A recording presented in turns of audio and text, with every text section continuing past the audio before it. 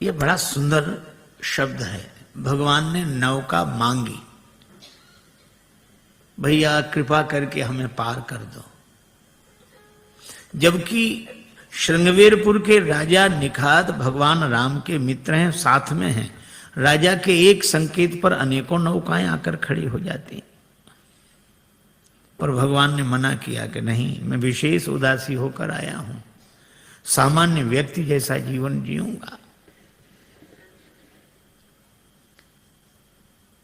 देखो, हम लोग कहते हैं कैकेयी माता ने बड़ा गलत किया, बहुत गलत किया, राम जी को वन भेज दिया, वन भेज दिया। कहाँ महाराज दशरथ राम जी को राज्य दे रहे थे और कैकेयी माता ने वन भेज दिया। पर मैं आपसे निवेदन करूं, गंभीरता से सोचें तो महाराज दशरथ जो चाहते थे कैकेयी माता ने भी वही किया। अब यह बात तो बड़ी अटपटी है। वे राज्य देना चाहते थे राम जी को, कैकेयी माता ने वन दे दिया। आप ऐसे सोचें जैसे किसी ने घड़ा बनाया हो, बड़ा अच्छा घड़ा बनाया हो, और कच्चे घड़े में ही पानी डालने लगे, तो जो दूसरा होगा वो कहे नहीं नहीं पानी मत डालो। अरे घड़ा बनाई पानी डालने के लिए, वो तो ठीक है, लेकिन घड़े को पहले आग में डालो, और जब आग में गिरेगा घड़ा, पक जाएगा, तब इसमें पानी डालेंगे। तो मुझे लगता है कि श्री राम रूपी घड़े में महाराज दशरथ राज्य रूपी पानी डाल रहे थे, पर माता कैकेयी ने उनको तपस्या की, अग्नि में तपाया ताकि राज्य का पानी भर सके। लगता तो अटपटा है, लेकिन माता कैकेयी ने ठीक ही किया। और उन्होंने राम जी से कहा कि राम, जब तक तुम आम नहीं बनोगे, आम आदमी की तरह नहीं बनोगे, तब तक जगत के सिरमौर नहीं बनोगे। और मैं कहती हूं कि मेरा कहना मानकर तुम बन जाओगे तो जगत के सिरमौर बन जाओगे। राम जी ने कहा, मैं आम आदमी की तरह नाव मांगूंगा। मैं इस समय चक्रवर्ती सम्राट का पुत्र नहीं हूं, सामान्य व्यक्ति हूं, नाव मांगूंगा। और भगवान नाव मांगते हैं, आदेश नहीं देते हैं, गए नाव लेकर आओ। अच्छा, इस प्रसंग से यह प्रेरणा लेनी चाहिए, हम लोग रिक्शे वाले को कैसे बोलते हैं, रिक्शा, जैसे उसका नाम ही रिक्शा हो। एक आदमी को हमने देखा, रिक्शे वाले सुना रिक्शा, सब खड़ा, जी जी। रेल स्टेशन जाओगे? हाँ साहब जाएंगे। तो जाओ, फिर क्यों खड़े हो यहां? महाराज, दो आदमी एक साइकिल रिक्शा पे बैठे 1.5 घंटे तक, और उतरे तब उसे अठन्नी दे दी। वो बोला, बाबूजी कम है। तो क्या बोले, कम है? अपना मकान लिख दें तुम्हारे नाम, जमीन लिख दें, कम है। दूसरा क्या कहते, अरे ये छोटे लोग, इनके मुंह मत लगो, चलो। और वो क्या कर, अठन्नी लेना कि नहीं? तो नहीं, वापस दे दे मुझे। बेचारा चुप होकर रह गया, क्या करे। पर ऐसी परिस्थिति में भगवान राम केवट को आदेश नहीं देते कि नाव लाओ, केवट से नाव मांगते हैं। मानो श्रमिक के श्रम का सही मूल्यांकन भगवान ने किया कि नाव पर तो तुम्हारा अधिकार है, तुम अगर चाहो तो हमें पार उतार सकते हो, हम नाव मांग रहे। केवट ने सुना तो आंखों में आंसू आ गए, हृदय भाव से भर गया, क्योंकि उस बेचारे ने तो जिंदगी भर आदेश का स्वर सुना था, पर कोई नाव पहली बार मांग रहा था। और नाव मांगते देखकर उसके मन में निश्चय हो गया कि ये नर रूप में नारायण है। जो श्रमिक के श्रम का इतना सही मूल्यांकन कर सके, वे तो भगवान ही हो सकते हैं। कहा ही तुम्हारा मरम मैं जान, मैं जान गया। भगवान कहते नाव इधर लाओ, केवट उधर ले गया। भगवान ने कहा इधर ले आओ, नहीं लाऊंगा, मैं जानता हूं आपके बारे में अच्छी तरह। अब भगवान को तो हंसी लगी, लक्ष्मण जी को बड़ा बुरा लगा, श्री जानकी जी भी चुप। अच्छा बोलो, राम जी की जगह दूसरा कोई होता तो बड़ा दुखी होता कि आज ऐसे दिन भी आ गए, केवट नाव नहीं ला रहा है। दूसरा कोई होता तो ये सोचता कोई बात नहीं, दिन खराब है, समय की बात है, अच्छे दिन आने दो, सबसे पहले तुम्ही को देखेंगे। पर भगवान हंस रहे, बेहसे करुणाएं। गम को सहने में भी कुदरत ने मजा रखा है।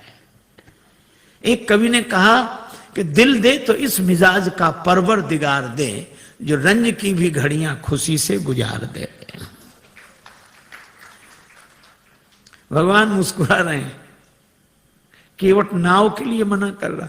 एक महात्मा से किसी ने कहा कि हम बहुत परेशान रहते हैं और परेशानी से मुक्त होने का उपाय बताओ। महात्मा बोले शान से परे हो जाओ, परेशान रहोगे ही नहीं। ये परेशान तो शान ही किए है, हमें मना कर दिया, हमको हमको हमको, और हमारे लिए तो हम ही परेशान किए हैं। भगवान मुस्कुरा रहे हैं। और केवट क्या कर, हम आपके बारे में अच्छी तरह जानते हैं। ये जानना तो वैसे हुआ, एक अध्यापक ने अपने विद्यार्थी से कहा कि तुम्हारे पिताजी 5,000 रुपए हमसे उधार लें 3 रुपए प्रति सैकड़ा ब्याज की दर से, तो 6 महीने बाद कितना लौटाएंगे, हिसाब लगाकर बताओ। सो विद्यार्थी बोला सर 1 नया पैसा नहीं। तो अध्यापक ने कान पकड़ के तमाचा लगाया, बोले क्यों रे, तू हिसाब नहीं जानता, गणित नहीं जानता? विद्यार्थी बोला सर मैं तो हिसाब गणित जानता हूं, पर आप मेरे बाप को नहीं जानते, उसने जिसका लिया है दिया है आज तक, जो आपका ही देगा। अब कोई ऐसे कहे कि हम आपके बारे में अच्छी तरह जानते हैं, तो यही लगे कि ऐसा क्या हुआ जो ये जानता है। पर राम जी मुस्कुरा रहे हैं बेहद से, और श्री लक्ष्मण जी जानकी जी की ओर देखकर मुस्कुराते कि तुम भी मुस्कुराओ, काहे को ऐसे। हाँ? उदास क्यों हो? भगवान ने लक्ष्मण जी से कहा कि लक्ष्मण, ऐसा विचित्र भक्त देखा जिसे मैं बुलाऊं और ना आवे। लक्ष्मण जी तो मौके की तलाश में थे, खींच रहे थे। लक्ष्मण जी ने कहा कि प्रभु आपके जितने भक्त होते सब ऐसे ही होते, जो आपका कहना न माने वही आपके भक्त। भगवान ने कहा यही विचित्र भक्त है, दूसरा कौन? का दूसरे सुमंत जी। सुमंत जी रथ में बैठे, ये नाव में बैठा है। सुमंत जी को भेजते हो कि अयोध्या जाओ, और केवट को बुलाते हो कि नाव लेकर आओ। तो जिसे भेजते हो वो जाता नहीं, और जिसे बुलाते हो वो आता नहीं है। न ये कहना माने न वो कहना माने। और लक्ष्मण जी के इस व्यंग पर जानकी माता भी मुस्कुराई, राम जी को भी हंसी आई। पर राम जी ने कहा लक्ष्मण, किसी दुकानदार का सगुन सवेरे सवेरे बिगड़ जाए, उधार मांगने वाला आ जाए, तो वो बेचारा क्या सोचता है कि कहां से कहां तुम सवेरे सवेरे आ गए, अब दिन भर उधारी का ही सामना करना पड़ेगा, सगुन बिगड़ गया। तो भगवान श्री राम जी ने कहा कि लक्ष्मण, इसी तरह मेरी यात्रा का सगुन बिगड़ गया। जब मैं चला तो वनवास केवल मेरे लिए हुआ था। 14 वर्ष राम वनवासी। लक्ष्मण तुम्हारा भी वनवास नहीं था, श्री सीता जी का भी वनवास नहीं था। तो मैंने तुम दोनों को मना किया कि नहीं कि हमारे साथ वन मत चलो? दोनों बोले हाँ किया तो था। राम जी बोले तो फिर आप दोनों ने हमारा कहना माना? दोनों बोले नहीं माना। राम जी बोले हम तभी समझ गए थे कि जब यात्रा के शुरू में ये हाल है, जब अपने घर के ही लोग कहना नहीं मान रहे तो आगे जितने मिलेंगे सब ऐसे ही मिलेंगे। पर भगवान ने कहा कि श्री लक्ष्मण और श्री जानकी जी से कि आप दोनों ने कहना इसलिए नहीं माना क्योंकि मेरे प्रति प्रेम है, प्रेम के कारण कहना नहीं माना। तो मुझे लगता है कि केवट भी प्रेमी ही होगा, वो भी कहना नहीं मान रहा है। लक्ष्मण जी ने कहा इसमें प्रेम तो दिख नहीं रहा है। भगवान ने कहा केवट के जीवन में प्रेम का दर्शन है, प्रेम का प्रदर्शन नहीं है। जैसे हम लोगों का होता है, जो मिले उसी से, अरे आप तो हमें प्राणों से अधिक प्रिय हो। सच कह रहे हैं, प्राणों से अधिक प्रिय। और एक से ही नहीं कहेंगे, दूसरे से कहेंगे थोड़ी देर बाद फिर, अरे भैया प्राणों से ज्यादा प्रिय हो। दिन में 10-20 से कह देते प्राणों से अधिक प्रिय हो। ये तो भगवान की बड़ी कृपा है कि प्राण ये सुनकर नाराज नहीं होते। नहीं कहीं प्राण नाराज हो जाए कि हमसे ज्यादा प्रिय है तो इन्हीं को रखो, अब हम जा रहे हैं। कोई नहीं कहेगा। केवट के जीवन में प्रेम का दर्शन है। लक्ष्मण जी ने कहा कि महाराज इसका प्रेम तो आप ही समझो। अच्छा, केवट क्या सोच रहा है? केवट जान गया है कि आप भगवान हैं, पर केवट कहता है कि आपको कोई रोक नहीं सका। जनकपुर वाले जनकपुर में नहीं रोक सके, आप अयोध्या आ गए। अयोध्या वाले अयोध्या में नहीं रोक सके, आप श्रृंगवेरपुर आ गए। और श्रृंगवेरपुर के राजा श्रृंगवेरपुर में नहीं रोक सके, आप गंगा जी किनारे आ गए। और अगर मैं भी आपको नाव में बिठाकर पार कर दूंगा तो फिर मेरी भी क्या हिम्मत जो मैं आपको रोक लूं। तो उपाय यही अच्छा है, ना नाव लाऊंगा ना पार करूंगा, अपने आप रुके रहोगे। कही तुम्हारा मरम मैं जाना।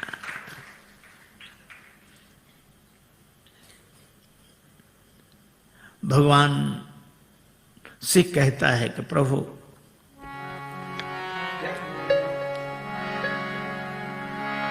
छुअत शिला भई चरण कमल रज, कहां सब कहीं मानुष करनी मूरी कछुआई। मानस करनी मूर्ख छुआई। छुअत शिला भई नारी सुहाई।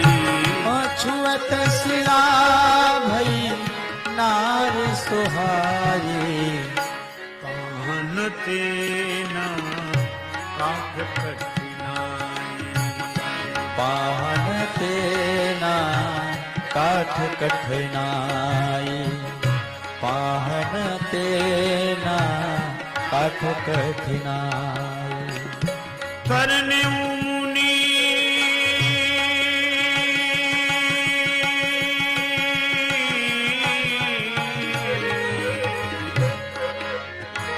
तरने मुनि घरनी हो जाई। तरनी मुनि घरनी हो जाई। बाट पर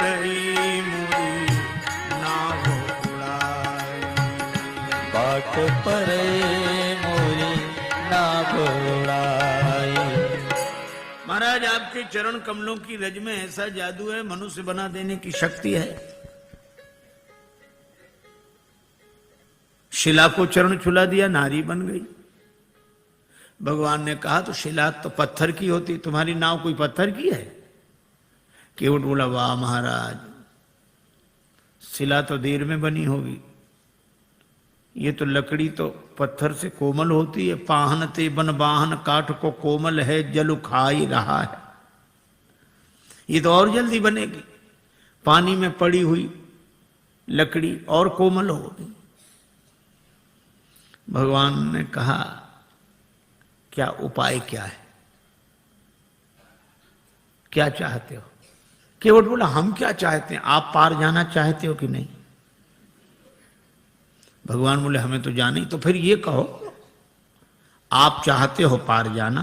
हाँ, तो जो प्रभु पार अवसिगा चाहो, मोहि पद पदुम पखारन कहो। अपने चरण कमल धोने के लिए कहो। भगवान ने कहा कि वैसे काम नहीं बनेगा। केवट बोले कैसे बनेगा?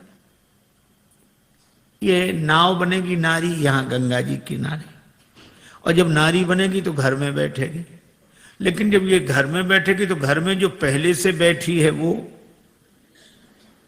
उसको तो लगेगा कि नहीं कि नाव नारी बन गई, वह तो सोचेगी नाव बेचकर दूसरा विवाह करके लाया। और महाराज घरनी घर क्यों समझाई हूं जू, उसको मैं कैसे समझाऊंगा? लक्ष्मण जी ने कहा हद हो गई, भगवान को समझा रहे। और पत्नी को नहीं समझा सकते। केवट बोला महाराज अपने अपने अनुभव की बात है, भगवान को समझाना आसान है, बहुत कठिन है। राम जी खूब हंसे, लक्ष्मण जी भी हंस रहे हैं केवट की इन अटपटी बातों पर।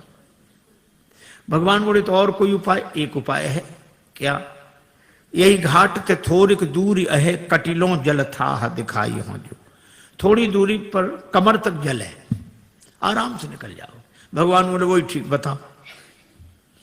केवट बोला वाह महाराज अभी सवेरा हुआ है, यात्रियों का आना जाना शुरू हुआ है, हम आपको वो जगह बताने जाएं सब देख लेंगे, हमारी नाव में कौन बैठेगा, रोजी रोटी का सवाल है, ऐसा नहीं। तो फिर आप दिन भर रुको, जब सूर्यास्त हो जाएगा सब लोगों का आना जाना बंद होगा, मैं जाके बता दूंगा, फिर रात को निकल जाना, चाहे सवेरे निकल जाना। भगवान बोले लक्ष्मण चरण धुलाना ही ठीक है, यहां कहां रुकेंगे। केवट कहता है कि चरण धोने के लिए कहो। पात भरी सहरी सकल सुत बारे बारे, केवट की जाति कछु वेद ना पढ़ाई हो, पूरा परिवार मेरो याही लागे राजा जू हो, वित्तहीन कैसे दूसरी गढ़ाई हो। अगर ये नाव नारी बन गई तो फिर यह भी तो सोचो महाराज, कर पूरे परिवार का पालन इसी नाव से होता है, तो परिवार का पालन करने वाला साधन तो चला जाए और घर का एक सदस्य और बढ़ जाए। महाराज कृपा करो आप।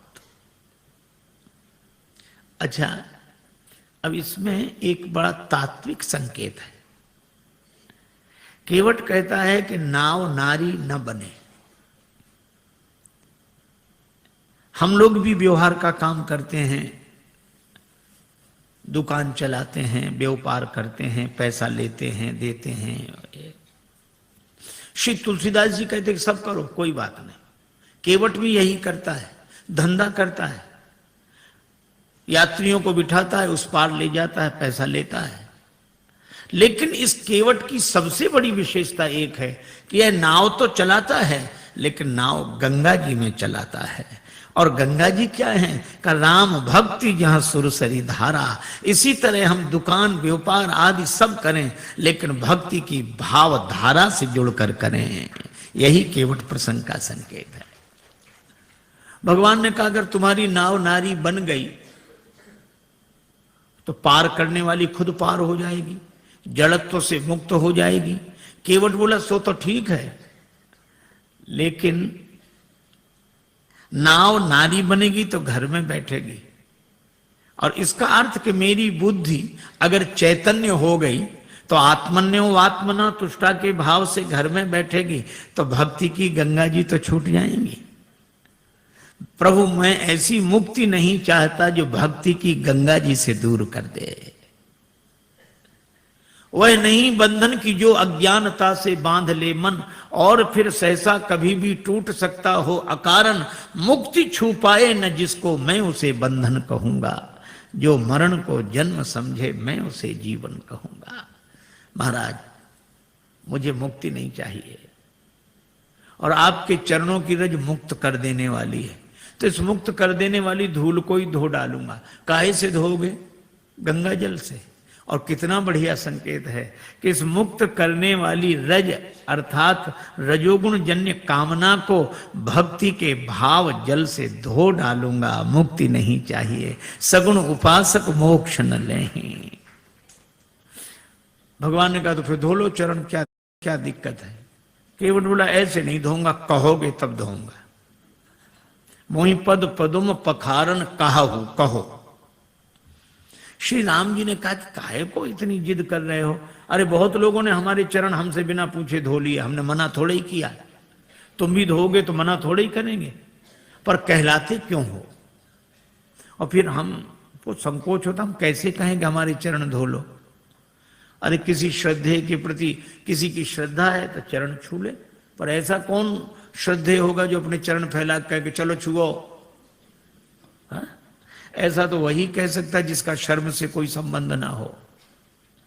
अब भगवान कैसे कह देंगे हमारे चरण धो, और केवट कहता कहोगे तभी धोएंगे। तो भगवान ने बिना कहा कि बिना पूछे धो लो। बहुतों ने धो लिए।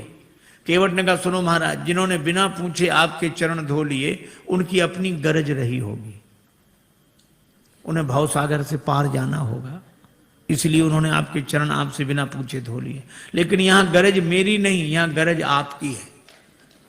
मुझे पार नहीं जाना, पार आपको जाना है। इसलिए अगर पार जाना हो तो कहो कि हमारे चरण धोकर हमें पार कर दो। भगवान मुस्कुराए कि केवट सब कुछ पाए ले रहा है, पर इतना चतुर है एहसान रत्ती भर नहीं। आपकी गरज है, कहना हो कहो। लक्ष्मण जी बोले अगर चरण धुला लें तो। लक्ष्मण जी बोले सुन, पहली बात सुन, भगवान से भी बहस कर रहा है, कहीं भगवान नाराज हो गए तो वापिस चले जाएंगे। केवट बोला नहीं जाएंगे। कहा ही तुम्हारा मरम में जाना। श्री जानकी जी भी साथ आई हैं, और मरम शब्द का एक ही अर्थ है, रकार रामचंद्र हैं, मकार मातु जानकी। तो ये रकार रूपी राम जी मकार से घिरे हुए हैं, अर्थात श्री जानकी जी की कृपा के कारण आए हैं, और जानकी जी उपस्थित हैं तो श्री राम लौट नहीं सकते, वो तो कल्याण करके ही जाएंगे। अच्छा सो तो ठीक है। भगवान बोले अगर चरण धुला लें तो। केवट बोला चरण धुला लो तो कोई हम पर एहसान करोगे? औरों से उतराई लेता हूं, आपसे नहीं लूंगा। नहीं लोगे ना। पद कमल धोए चढ़ाई नाव, ननाथ उतराई चहो।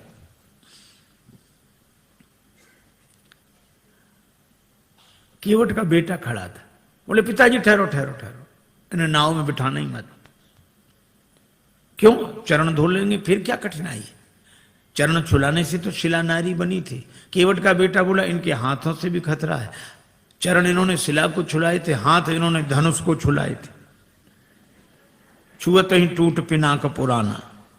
अगर चरण छुलाने से नाव के नारी बनने का डर है तो हाथ छुलाने से नाव धनुष की तरह टूट जाएगी। इनको किसी भी दशा में बिठा लो ही मत ना। लक्ष्मण जी ने सुना कि केवट है सो है, बेटा और गजब। पर केवट बोला नहीं नहीं, चरण धुला लेंगे बस। भगवान से केवट कहता है उतराई नहीं लूंगा। भगवान ने कहा उतराई क्यों नहीं लोगे? केवट बोला आपके पास देने को होगा क्या? बनवासी बने घूम रहे हो, तो जो बात आप बाद में कहोगे सो हम पहले ही कहे दे रहे हैं कि उतराई नहीं लेंगे। अच्छा नहीं लोगे उतराई, इसका प्रमाण क्या है, सबूत क्या है? केवट बोला मोहे राम रावरियान दशरथ शपथ सब सांची कहूं। राम जी आपकी सौगंध, महाराज दशरथ की सौगंध, सही सही कह रहा हूं। श्री लक्ष्मण जी को लगा कि भगवान ने शीलवश जितनी ढील इसे दे दी है, अब ये कोई बोलने का ढंग है कि हमारी बात बिल्कुल सही है, आपकी कसम, आपके बाप की कसम। बोलने में तो ऐसे ही लग रहा है, पर केवट ऐसे बोल नहीं रहा था। बोल नहीं रहा था, बोल नहीं पा रहा था। वो कह रहा था मैं आपकी सौगंध ऐसे कर रहा हूं जैसे दशरथ शपथ, भीष्म प्रतिज्ञा, बलिदान, इसी तरह ये शब्द है दशरथ शपथ। दशरथ शपथ की तरह मैं आपकी सौगंध कर रहा हूं। लेकिन बेचारा बोल नहीं पाया। लक्ष्मण जी को लगा कि अच्छा, धनुष पर बाण चढ़ाया, तैयार हो जा मरने के लिए। पर केवट उसी तरह बोला, बाण को देख, हाँ चलाओ चलाओ बाण, मार दो मार दो, मेरा परम सौभाग्य है, मारो तो बाण। लक्ष्मण जी को लगा ये मौत से भी नहीं डरता, तो इसको डराने का उपाय क्या है? तेरा परम सौभाग्य कैसे? केवट बोला अभी थोड़ा ही पता लगेगा, मर जाऊंगा फिर जांच होगी, उस जांच में मैं बड़ा सौभाग्यशाली माना जाऊंगा। क्यों? मरूंगा हाथ से किसके? जो श्री रघुवीर का प्यारा है, राम जी के भक्त के हाथों मरूं। और मरूंगा किस जगह? जहां निर्मल गंगा की धारा है, जहां गंगा जी बह रही हो। और मरूंगा सामने किसके, कि जिनका दास होता हूं, राम जी का भक्त हूं, राम जी के सामने मर रहा हूं। और मरूंगा किस खता पर, पांव करुणा निधि के धोता हूं, चरण धो रहा हूं। अगर इन पद पंकजों पर प्राण खो जाएगा केवट, तो मरकर भी जमाने में अमर हो जाएगा केवट। फिर क्यों ऐसा समय श्रीमान जाने दूं, न क्यों जाने की जीवन के सन्मुख जान जाने दूं। तैयार हूं, बाण मारो, सरकार को प्राण न ते प्रिय बंधु, वही मोहे बाण ते मारत है। मरता हूं कहां सुच गंग के तीर, शरीर सो प्राण सिधारत हैं। समूहे कही के सु विनीत सुनो, रघुनाथ सो नाथ निहारत है। अपराध यही इस दास का है, प्रभु के पद पद्म पखारत है। लोग यही कहेंगे कि राम जी ने लक्ष्मण जी से कह के उसको मरवा दिया, छोटे भाई से कह के मरवा दिया। राम जी की बदनामी होगी, और राम जी की बदनामी करानी हो तो चलाओ बाण, हमारा तो कुछ नहीं बिगड़ेगा। प्राण तो किसी न किसी दिन जाएंगे, पर ऐसा मौका मिलेगा नहीं। लक्ष्मण जी को लगा कि राम जी की बदनामी कराने थोड़े ही आए हैं, अब क्या करें। तो बाण फिर तूणी में रख लिया, कहने लगे प्रभु इससे तो आप ही बात करो। पर केवट कह क्या रहा है, जब लगी न पाए पखारी हूं। इतनी देर से केवट क्या कह रहा था, चरण कमल रज कहां सब कहां, चरण कमल मोहि पद पदुम पखारन कहाऊ। पद कमल धोए चढ़ाई नाव, पद कमल पद पद्म चरण कमल। और जब लक्ष्मण जी ने बाण चढ़ाया तो वो भी आवेश में बोला, जब लग न पाए पखारी हूं, भूल गया चरण कमल पद पद्म पद कमल पाए। जो स्वाभाविक होता है वो ऐसे अवसर पर निकल पड़ता है। एक आदमी किसी गांव में गया, वो गांव वालों से पूछता, क्यों भैया ये गांव रामपुरा है? तो गांव के लोग, बुंदेलखंड की घटना, ये रामपुरा है? तो गांव वाले कहें हाओ। अब वो समझे नहीं कि हाओ है कि रामपुरा। फिर दूसरे से पूछा, भैया रामपुरा हाओ। तीसरे से पूछा, रामपुरा हाओ। अब सब कहें हाओ। एक आदमी पढ़ा लिखा दिखा, उसने कहा कि भाई साहब ये गांव रामपुरा है? उसने कहा जी हाँ। हाँ अब समझ में आया, यहां सब लोग हाओ हाओ करते थे, आपने जी हाँ कहा। तो वो बोला कि जो बिना पढ़े लिखे लोग हैं वे हाओ हाओ करते हैं, और जो पढ़े लिखे हैं वे जी हाँ ऐसे बोलते हैं। अच्छा तो आप तो पढ़े लिखे होंगे? तो बोला हाओ। अब जो स्वाभाविक था सो निकल गया। हा? केवट भी कह रहा था चरण कमल पद पदम पद कमल, और लक्ष्मण जी ने बाण चढ़ाया सो बोला पाए पखारी हूं, जब तक पांव नहीं धो लूंगा। कह रहा है राघव चरण धुलालो ये आन है हमारी, राघव चरण धुलालो ये आन है हमारी। राघव चरण धुलालो ये आन है हमारी। राघव चरण धुलालो, राघव चरण धुलालो ये आन है हमारी। राघव चरण धुलालो ये आन है हमारी। दशरथ शपथ सी सुन लो, दशरथ शपथ से सुन लो, सौगंध है तुम्हारी। दशरथ शपथ से सुन लो, सौगंध है तुम्हारी। राघव चरण धुलालो भैया लखन तुम्हारे चोरी चढ़ा रहे। भैया लखन तुम्हारे चोरी चढ़ा रहे हैं। सारंग के इशारे पर मुझको डरा रहे हैं। सारंग के इशारे पे मुझको डरा रहे हैं। चलने की यहाँ एक भी डपट डाट है, चलने की एक भी डपट डाट है, क्योंकि ये अयोध्या नहीं गंगा का घाट है, क्योंकि ये अयोध्या नहीं गंगा का घाट है। राघव चरण दुला लो, राघव चरण दुला लो, ये आन है हमारी, राघव चरण दुला लो, ये आन है हमारी, राघव चरण दुला लो, ये आन है हमारी, राघव चरण दुला लो। बरु तीर मारहि लखन पे, जब लगी न पाए पखारी हों, तब लगी न तुलसीदास नाथ कृपालु पार उतारी हों। दासनाथ कृपालु मानो तीनों मूर्तियों के लिए संकेत है। वैसे तो यहाँ श्री तुलसीदास जी का नाम तुलसी, उसमें ही तीनों समाये हैं। कहते तीनों को पार नहीं करूंगा जब तक चरण नहीं धो लूंगा। तुलसी, तू से तुमको पार नहीं करूंगा, ला से लक्ष्मण जी को पार नहीं करूंगा, और सी से सीता जी को पार नहीं करूंगा, तीनों को। तब लग्न तुलसी दास नाथ कृपाल पार उतारी हों। अब लक्ष्मण जी को भी बड़ा अटपटा लगे, श्री सीता जी को भी, पर राम जी मुस्कुरा रहे। सुन केवट के बैन प्रेम लपेटे अटपटे, बिहसे करुणाएं। भगवान हंसते हैं।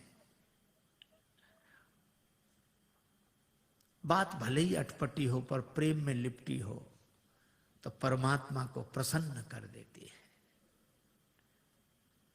राजस्थान के एक छोटे से गांव में एक महात्मा गए, सत्संग हुआ। एक सत्संगी नित्य आते थे। एक दिन उन्होंने प्रार्थना की कि महाराज यहाँ से और ज्यादा इंटीरियर में हमारा छोटा सा गांव है, माँ आ नहीं सकती, उनको दर्शन देने चलो। महात्मा ने कहा ठीक चलते हैं। एक दिन गए, उस व्यक्ति ने माँ से कहा माँ महात्मा आए प्रणाम कर। तो बुढ़िया श्रद्धालु तो थी लेकिन अपने टूटी फूटी मारवाड़ी बोली में बोली, गुरुजी थारे खुर छू। अब एक तो गुरुजी को गोरूजी कह रही थी और चरणों को खुर। महात्मा को बड़ा अटपटा लगा। वे तो रोज चरण कमल सुनते थे, अब चरण भी कहती तो ठीक, पांव भी कहती तो ठीक, खुर खुर तो पशुओं के होते हैं। तो महात्मा उसे प्रेम से समझाने लगे, माता जी ऐसे बोलती हो महात्माओं से, नरक जाओगी नरक। बुढ़िया इतनी सरल थी, वो ये भी नहीं जानती थी कि नरक क्या होता। उसको लगा कि महात्मा आशीर्वाद दे रहे। सो हाथ जोड़ के कहने लगी, महाराज हमारा कहां भाग्य जो नरक जाए, नरक तो आप जैसे महापुरुषों को मिले हैं प्रभु। महात्मा खिलखिला के हंसने लगे। अरे ऐसी सरलता पर महात्मा क्या परमात्मा प्रसन्न हो जाते हैं।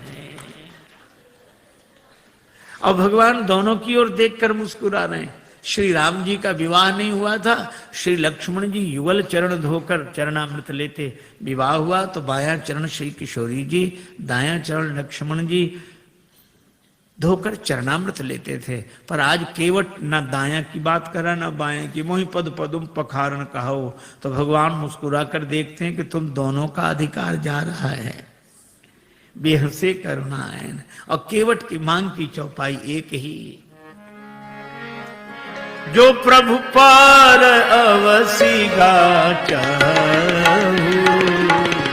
जो प्रभु पार अवसी गाचा, मोहि पद पदुम पखारन कहो, मोहि पद पदुम पखारन कहो। अगर आपको पार जाना हो तो मुझे चरण कमल धोने की आज्ञा दें। भगवान ने सोचा कि घुमावदार ढंग से बात कहूं। बात भी हो जाए और ये कहना भी ना पड़े कि हमारे चरण धो। तो भगवान ने क्या किया, कृपा सिंधु बोले मुस्काई, कृपा सिंधु बोले मुस्काई, सोई करू जेहि तव नाव न जाई, सोई करते कब नाव न जाई, सोई करू जेहि तव नाव न जाई, सोई करते तब नाव न जाई, सोई करू जेहि तव नाव न जाई, सोई करते तब नाव न जाई। भगवान केवट से बोले भैया तू वही कर ले जिससे तेरी नाव न जाए, वही कर। केवट बोला सोई करूं, नहीं साफ साफ कहो। मैं बिना पढ़ा लिखा आदमी, बहाने से भी बात नहीं बनी। एक के घर मेहमान आया, जाने का नाम ना ले, दोपहर का तो भोजन करा दिया, वो इतना कृपण कि शाम का भोजन न कराए, लेकिन मना कैसे करे। बेटे से बोला हम मेहमान के पास जब बैठे हो तब आकर पूछना शाम के भोजन के लिए। बेटे ने कहा पिताजी शाम को भोजन क्या बने। तो पिता मेहमान के बगल में बैठा था, पिता कहने लगे शाम को फिर भोजन, अभी मेहमान के साथ तो हमने भोजन किया ही था, अब शाम को फिर भोजन करें, हम कोई राक्षस हैं? मेहमान से पूछ लो, मतलब मेहमान भोजन करे तो राक्षस है। बेचारे मेहमान ने भी कह दिया कि नहीं ठीक है, हो गया।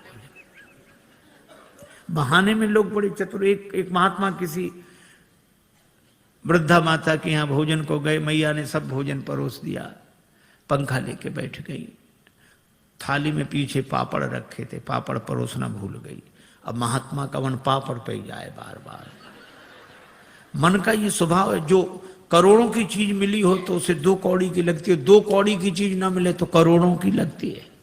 उधर ही देखे, लेकिन मांगने में शर्म भी लगे और बुढ़िया को याद ना आवे।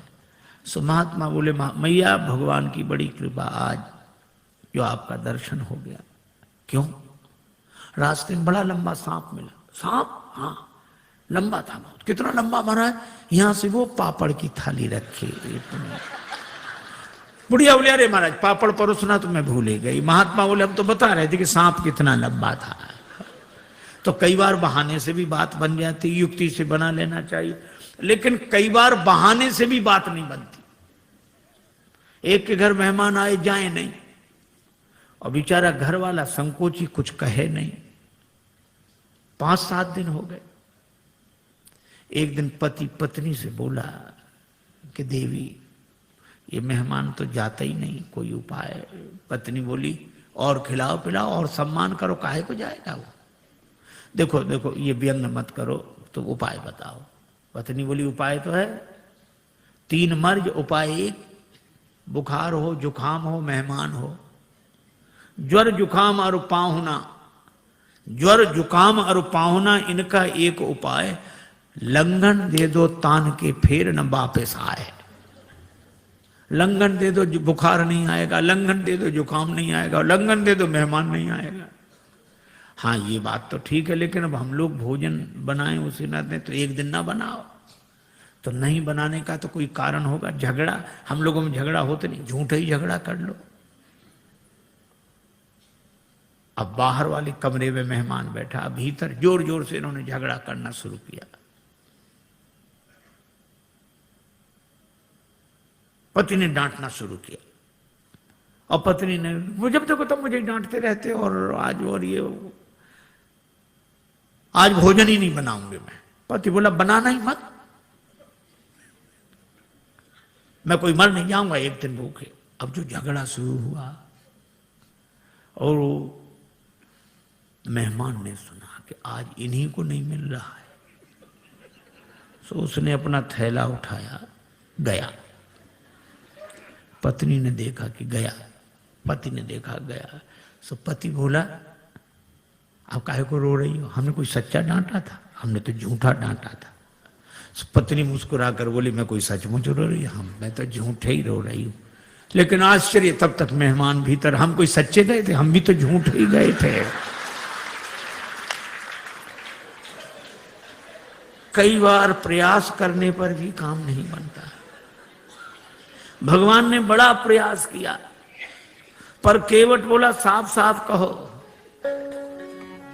प्रबल प्रेम के पाले पड़कर प्रभु का नियम बदलते देखा।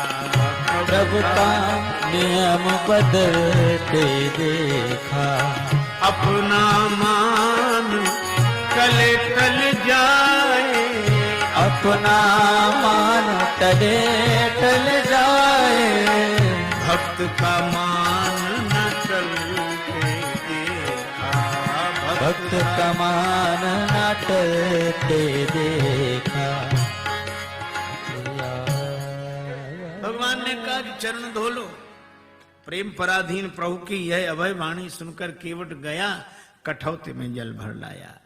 आहा, उस दृश्य को आप देखें। कठौता एक और रख दिया, बाईं हथेली आगे बढ़ाई, श्री राघवेंद्र का दायां चरण रखा और कठौते से जल छोड़ दिया, लगा धोने। मन में तो यही भाव है कि वही चरण जिन चरणन ते निकसी सुरसरी। बड़े भाव से चरण धो रहा, लेकिन पता नहीं लगने दे रहा। श्री लक्ष्मण जी ने कहा कि अच्छा केवट, बड़े भाव के कारण चरण धो रहे हो? केवट बोला नहीं नहीं सरकार, हम तो नाव के कारण चरण धो रहे हैं, भाव के कारण नहीं। भगवान एक पांव से खड़े हैं, केवट बैठा। देवता भी आश्चर्य कर रहे हैं कि ऐसे भक्त तो देखे जो भगवान के सामने एक पांव से खड़े रहे, पर ऐसा भक्त नहीं देखा जिसके सामने भगवान ही एक पांव से खड़े रहे। बड़ी देर हो गई, भगवान ने कहा केवट चरण धुल गए? केवट बोला हाँ महाराज धुला तो, लेकिन तब तक भगवान ने चरण नीचे रख दिया। केवट बोला गड़बड़ी कर दी, चरण गीला था, पहुंच तो लेने देते मेरी इस फटी दुपटी से, आपने पहुंचने नहीं दिया, गीला चरण धरती में रखा, धूल लग गई, दोबारा धोना पड़ेगा। लक्ष्मण जी बोले हो चुके पार, चरण तो गीला रहेगा ही, इसमें धूल लगे इसे धुलाओ, उसमें लगे तो उसे धुलाओ, बस चरण ही धुलाते रहो, कभी दायां कभी बायां कभी। भगवान ने कहा रुको रुको, केवट से पूछने दो।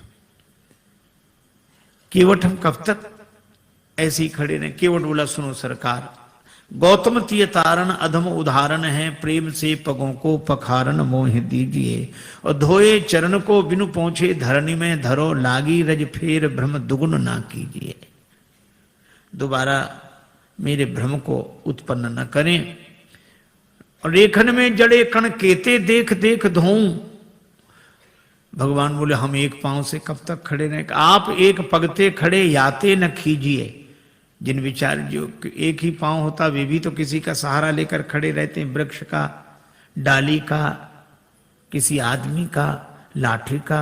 भगवान बोले यहां कोई सहारा हो तो बताओ। केवट बोला है, चाहो अवलंब तो विनीत जू, विलंब बिनु नाथ मेरे माथ पे सो हाथ धर लीजिए। भगवान कहते हैं कि देखो कैसी चतुराई है। लोग कहते हैं हमें सहारा मिल जाएगा अगर हमारे माथे पे हाथ रख दोगे, पर केवट कहता हमें नहीं, अगर आपको सहारा चाहिए तो हमारे माथे पे हाथ रखो। भगवान ने केवट के माथे पर हाथ रखा तो बरस सुमन सुर सकल सिहाही, यही सम पुण्य पुंज को नहीं। चरण धुले। भगवान ने कहा भैया चरण तो धुल गए, हाँ तो अब पार करो। केवट बोला अभी नहीं, आपके लिए घाट का नियम थोड़ा ही तोड़ दूंगा। नियम क्या है? जो पहले आते हैं उन्हें पहले पार करता हूं, बाद वालों को बाद में। भगवान ने कहा तो हम ही तो आए यहां पहले, और पहले से कौन है जो पार ना हुआ हो? हमें तो नहीं दिखाई दे रहा।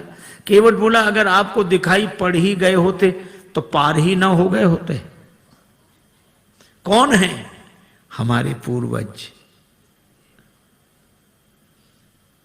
तो तुम्हारे पूर्वजों का उद्धार कैसे होगा? केवट हाथ जोड़कर बोला जैसे महाराज भागीरथ के पूर्वजों का उद्धार हुआ।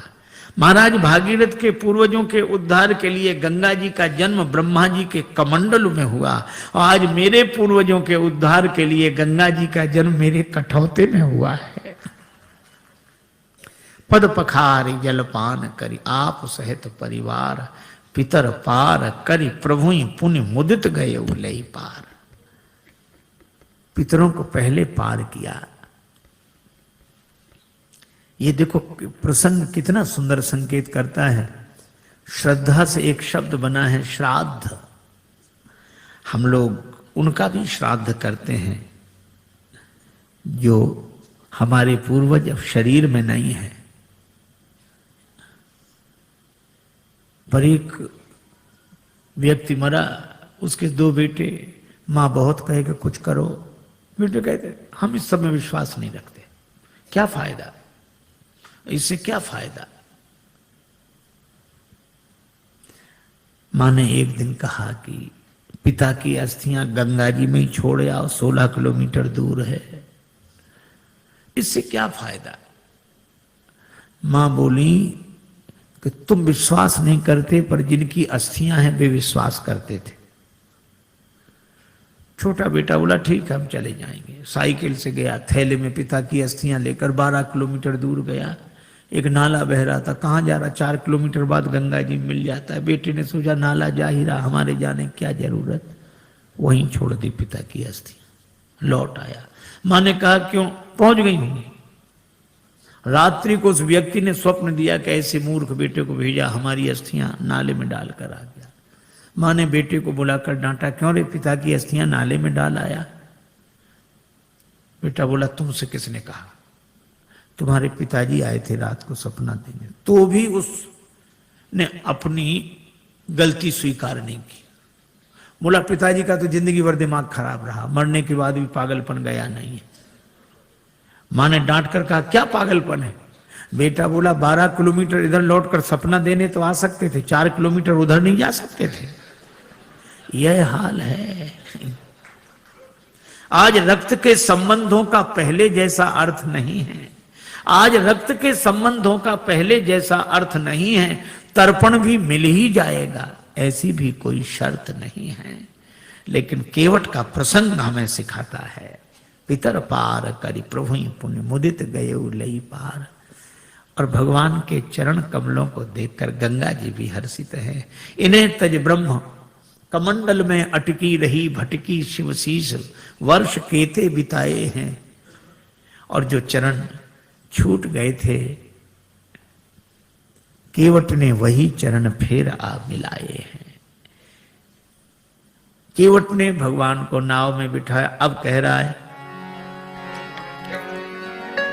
मेरी नैया में सीताराम, गंगा मैया धीरे बहो। मेरी नैया में सीताराम, गंगा मैया धीरे बहो। मेरी नैया में सीताराम, गंगा मैया धीरे बहो। मेरी नैया में सीताराम, गंगा मैया धीरे बहो। मेरी नैया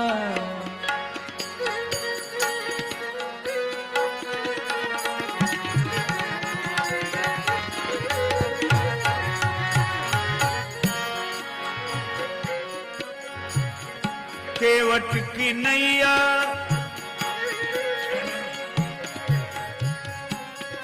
भागीरथ की गंगा। केवट की नैया भागीरथ की गंगा। केवट की नैया भागीरथ की गंगा। राजा दशरथ के लक्ष्मण राम, गंगा मैया धीरे बहो।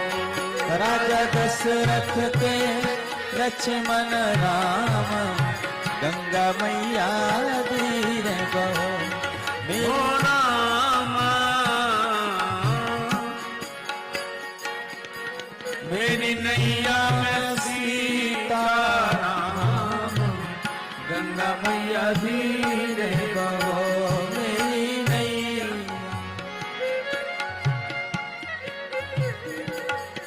मेरी नैया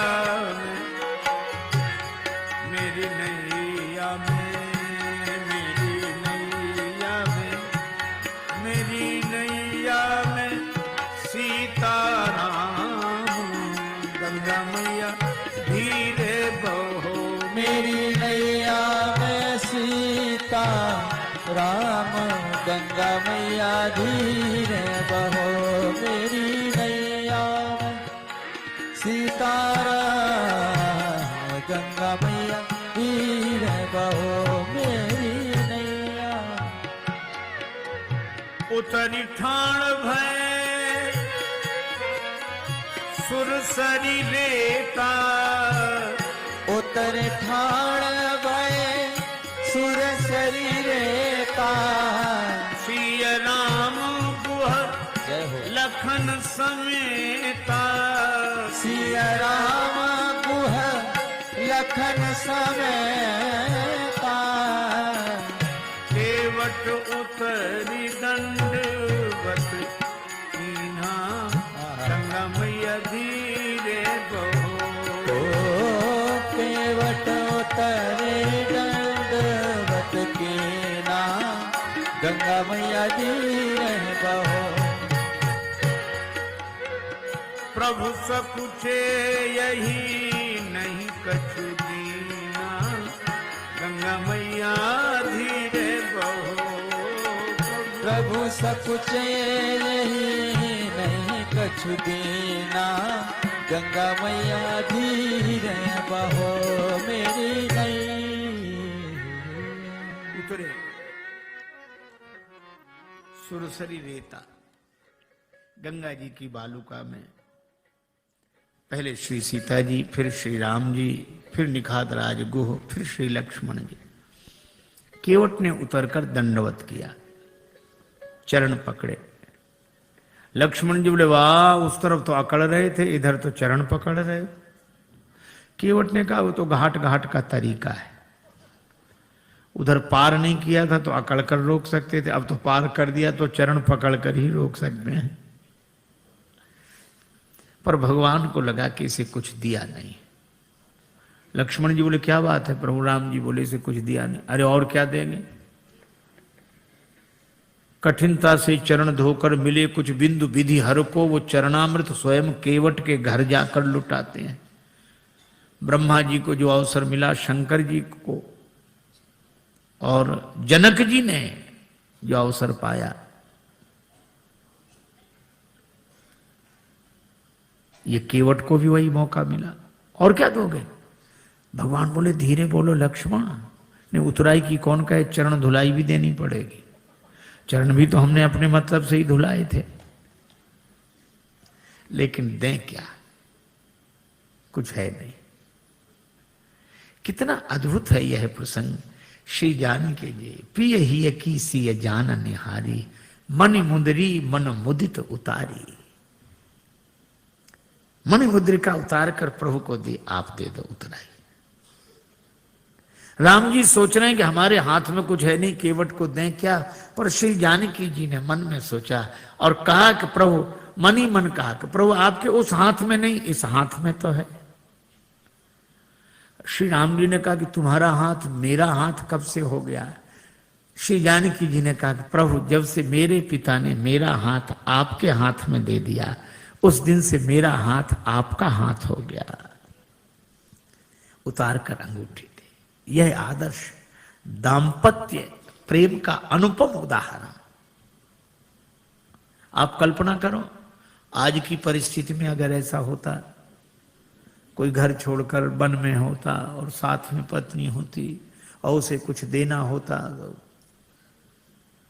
बेचारे पति को ही कहना पड़ता कि वो ऐसा है, वो पत्नी के हाँ बोलो, क्या बात, बोलो बोलो, क्या ये अंगूठी? पत्नी क्या कहती, अपना तो सब बर्बाद कर ही बैठे, ऐसा स्वभाव। अब यही और बच्चे तो ले आग लगा दो, चाहे जो कुछ करो, ले यही होता। पर श्री जानकी जी कहती हैं नहीं। या कोई दूसरी भावना वाली देवी होती तो वो कहती अरे ये क्या देंगे, लो हम देंगे, केवट ले हो। पर श्री जानकी जी यह नहीं करती, राम जी को देती, प्रभु आप दे दो। भगवान ने कहा केवट उतराई ले लो, कहे कृपालु लेहु उतराई, केवट चरण गहे अकुलाई। महाराज नहीं चाहिए। भगवान ने कहा क्यों नहीं चाहिए? क्या तुम्हारे मन में इच्छा नहीं थी? इच्छा थी तब मिल नहीं रहा था, और अब मिल रहा है तो इच्छा नहीं। भागती फिरती थी दुनिया जब तलब करते थे हम, और छोड़ दी हमने तलब तो अब बेकरार आने को है। अच्छा तो तुम्हारे मन में इच्छा क्यों नहीं रही? केवट बोला मैं आपसे मांगने के लिए तैयार खड़ा था कि कहां तक औरों के सामने हाथ फैलाता रहूंगा। राम जी से मांगूंगा तो फिर और किसी से मांगना नहीं पड़ेगा। मैं आपसे मांगने के लिए तैयार खड़ा था। भगवान ने कहा फिर हम बिना मांगे अंगूठी दे रहे हैं, क्यों नहीं दे रहे हो? केवट बोला मेरा विचार बदल गया। कहा क्यों? आपने आते ही नाव मांगी नाव। केवट बोला ये सुनते ही मेरा विचार बदल गया कि जो मुझसे ही मांग रहा हो, अब मैं उससे क्या मांगू? वह तो बहुत बड़ा है जिससे आप कुछ मांगते हो, लेकिन दीन बंधु वह कितना बड़ा है? वह तो बहुत बड़ा है जिसे आप कुछ देते हो, पर वो कितना बड़ा जिससे आप भी कुछ मांगते हो। मांग कर बड़ा बना दिया है, दे दोगे तो छोटा बन जाऊंगा, बड़ा ही रहने दो। नहीं, भगवान ने कहा ये देने लेने की बात क्या, मजदूरी दे रहे हैं हम तो। केवट ने कहा मजदूरी हम उनसे लेते हैं जिन्हें हम पार करते हैं, जिन्हें हम पार करते हैं उनसे मजदूरी लेते हैं।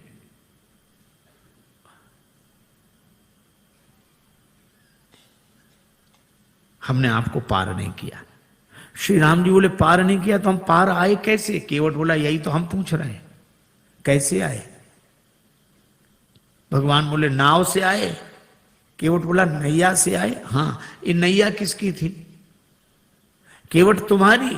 केवट बोला यही तो हम कह रहे हैं कि नैया तो हमारी ही पार लगी है।